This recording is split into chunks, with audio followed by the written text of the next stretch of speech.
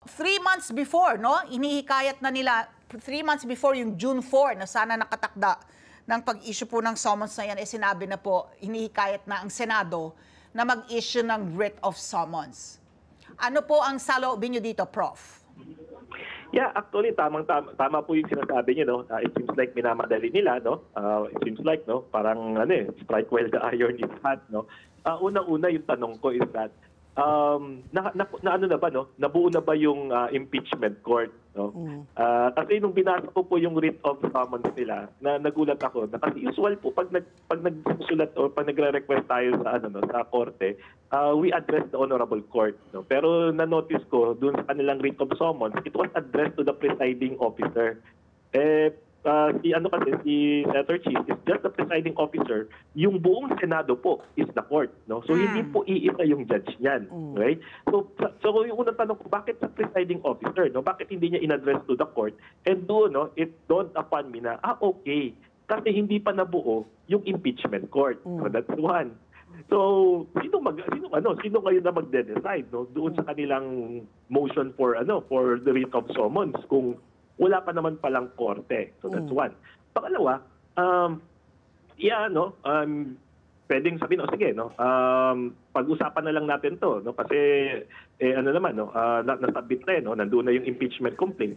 Pero yung tanong natin is that in session ba yung Senado? Makakapag-meet ba yung mga senators to decide whether or not to approve itong writ of summons. Kasi hindi pwedeng si Senator Cheese lang yung magde-decide nito. It would be the impeachment court, no? So yung tanong ngayon, pwede ba, no, na in recess? Yung sagot kasi ng prosecutor, sabi nila, nagkaroon na nga ng session si Senator Amy. So kung nagtrabaho na sila, 'di ba? Bakit hindi sila magtatrabaho ngayon? Now, those are two different things, no? Kasi yung kay Senator Amy is just a committee hearing lang yon. Okay? And committee hearings are allowed during recess. 'Di ba? Inaalaw naman. So alam ng mga alam ng mga congressmen yan, ganun din naman kasi nangyayari sa kanila, 'di ba? Pag naka-recess, walang session, yung plenary, pero pwede pa kayong mag-committee.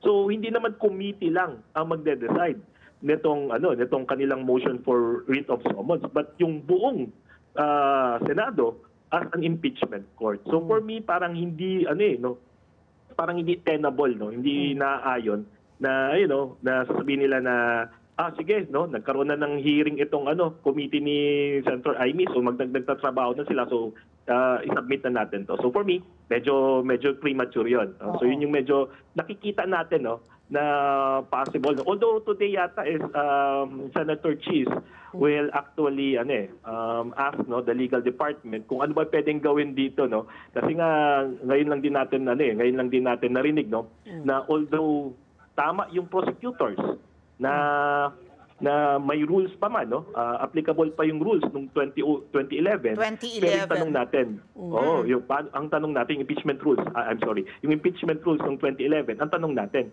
meron bang court, no, may impeachment court ba na magde-decide on the rules kahit na applicable pa rin yung rules na yon? Ito nga, no, lagi talaga nagkakaroon ng kumbaga hati yung mga pananaw dahil nga if nag-umpisa yan sa the word forthwith. O ngayon po, yung kalendaryo po na inihay na po ni Senate President Cheese Escudero, syempre marami po nagsasabi napakatagal. At ito na nga, no, pumasok pa itong pagdala kay former President Rodrigo Duterte sa The Hague.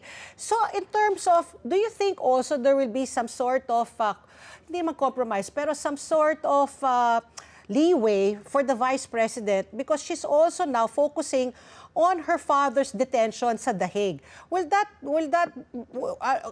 masabi ko nga, makaka-apekto ba yan sa outcome ng impeachment, no? Because we all know that's really more of a political exercise, more than for justice to be served. So, by doing so, by pushing it, and then the father is detained in The Hague, will that also compromise the outcome of the impeachment, if and when it's going to start? Will time play a crucial role? Sige po. Actually, yung tingin ko dito, kaya nga nila pinupush ngayon, no? Kasi wala dito si VP Sara. Diba? Kasi, diba, si VP Sara is now very busy trying to organize, no, yung defense panel ng kanyang tatay. So syempre no, yung focus niya ngayon nandoon sa defense panel, di ba? Tama po kayo no. Naka-focus siya kasi ngayon no doon sa pagdepensa sa tatay niya.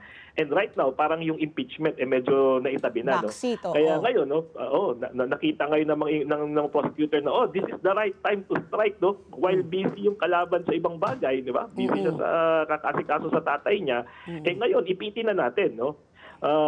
Para especially right now, wala siya dito sa Pilipinas, di ba? So, pagkakataon na to. Pero yun na nga, no?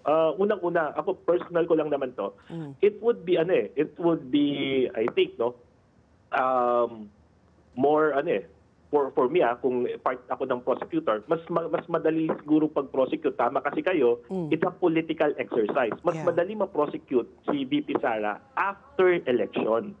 Kasi ngayong election, syempre itong mga senators natin, no, na magiging judges, medyo careful sila ngayon, no? Na they don't want to make some mga drastic na decision, abrupt decisions because it can affect the result ng kanilang election. 'Di ba? Pero kung after election na nila gagawin, wala na, 'di ba? Free na sila, no? They can decide whatever they want to decide, no? So wala masyadong ng political implications na, 'di ba? So pwede na sila mag-decide based on what their political motivations or whatever the party motivations are or their affiliations are. So pwede na 'yon, no? Kasi nga tapos na yung eleksyon, no? Hindi na sila ma-judge ng mga tao. Kaya hindi ko nga maintindihan kung bakit masyadong minamadali, no?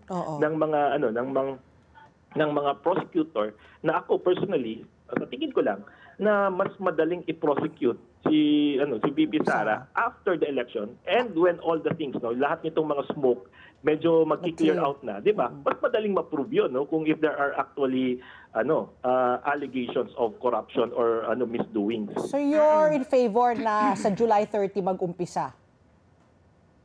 Yeah, for me, no, if para lang at least malinaw yung magiging processes natin, no, kasi ngayon there are a lot of things, on our plate, di ba? May election na, meron pa itong ICC, and then ipapasok mo pa itong impeachment, no, and then we have also other problems, di ba? I think, no, we can more focus on the problem itself, no, kung ito magagawa natin after the election. Para at least hindi natin pwedeng masabi na wala, no, moro-moro na lang yung impeachment trial kasi gipit na yung lahat sa panahon, gipit na sa oras, and then we also have this election. So for me, no, para makapag-focus talaga, no, ang lahat, let's do it after the election na. Para nag-settle na lang to, pati yung tension nagse-settle na rin eh. Ngayon kasi talagang tumataas yung tension, no? Kasi aside from the election, may impeachment at may ICC. So talagang matindi yung tensions ngayon. Let's get together Sunday 25